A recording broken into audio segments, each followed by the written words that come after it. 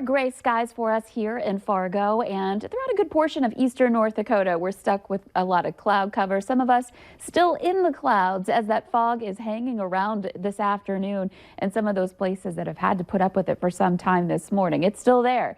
And with temperatures that were below freezing, roads were slick for a time. We're starting to see those numbers come up. So at least there's that. We're improving those temperatures. But taking a look at your visibility right now, of course, Fargo, we just saw we're at 10 miles. That's the max that can be reported.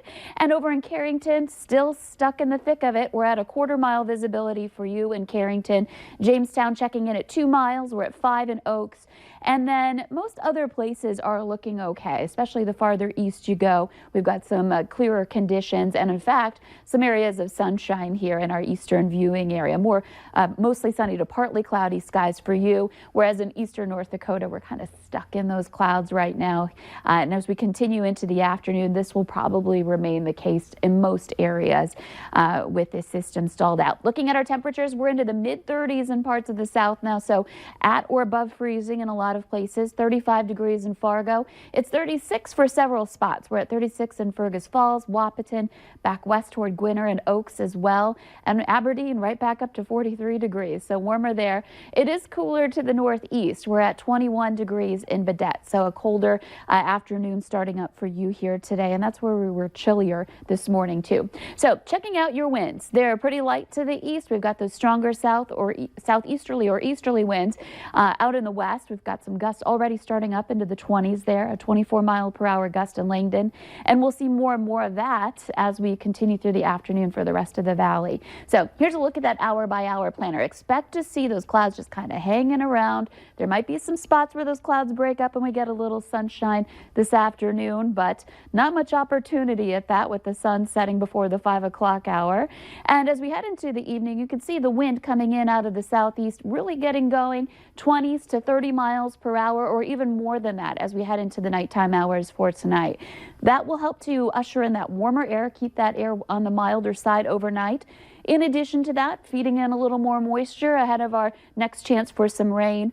And of course, just being windy for tomorrow morning. So if you're going to be out tailgating, you're going to be dealing with that wind whipping your flags around out there. So be ready for that. Other than that, mostly cloudy during the morning hours. And we'll expect to see tomorrow temperatures that rise yet again above the freezing mark and getting even warmer than today again. So by noon, some of us already at 40 degrees at that point in the south. Those of us in the northern valley into the mid-30s.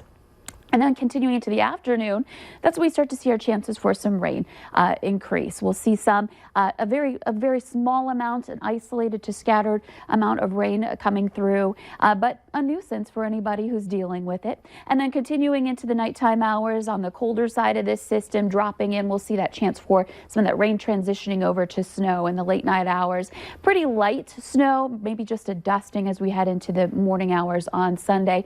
But again, still could have some impacts on travel. Here's a look at your 7-day planner. Warming up again this weekend, upper 30s to about 40 degrees. We hold on to those temperatures to start next week, and we stay a bit unsettled. So that means more cloud cover and the potential for a quick passing shower or snow shower.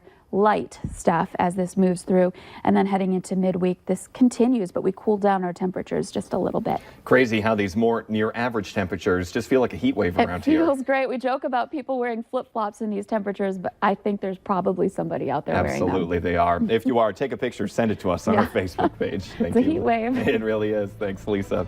Straight ahead at noon, how one teen is turning her love of food into a small business. Stick around. The Bison play South Dakota, Saturday at 2:30 on KVLY. You're watching Valley News Live on KX4, your hometown CBS